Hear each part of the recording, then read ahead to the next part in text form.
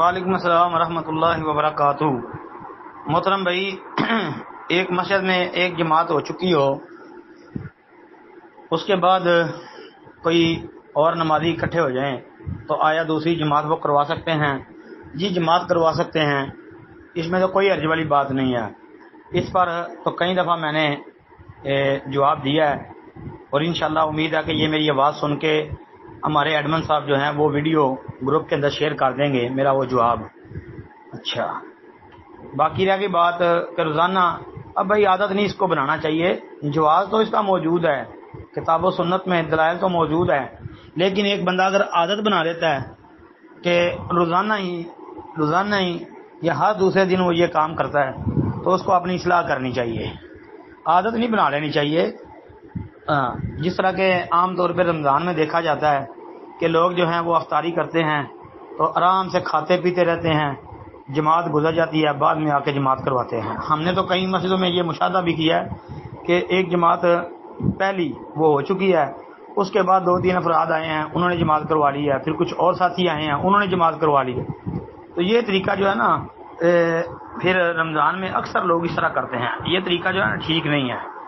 اگرچہ حرج نہیں ہے، دوسری جماعت کروانا جائز ہے، اس کا جواز کتاب و سنت میں موجود ہے، لیکن ایک چیز کو عادت بنا لینا اور جان بوجھ کے پہلی نماز کو ترک کر کے تو آگے دوسری جماعت کروانا اور ذہن میں یہ ہو کہ جائز ہے، یہ طریقہ ٹھیک نہیں ہے۔ السلام علیکم ورحمۃ اللہ۔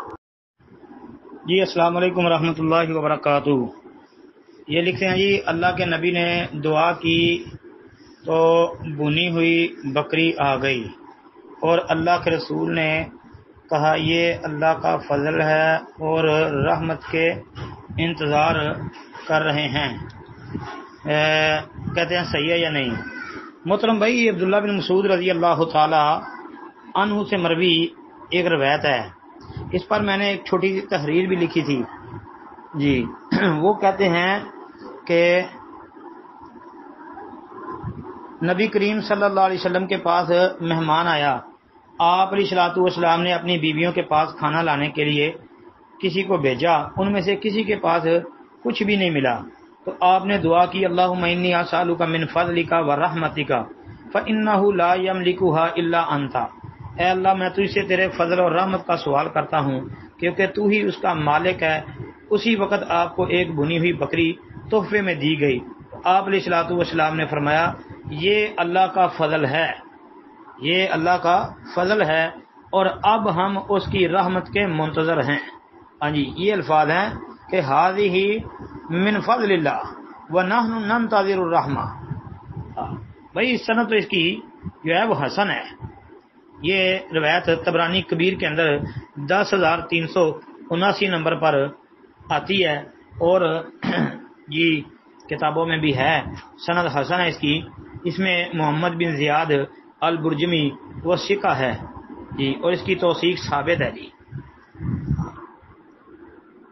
تو لہذا یہ حسن سند سے روایت طبرانی کبیر وغیرہ کے اندر آتی ہے۔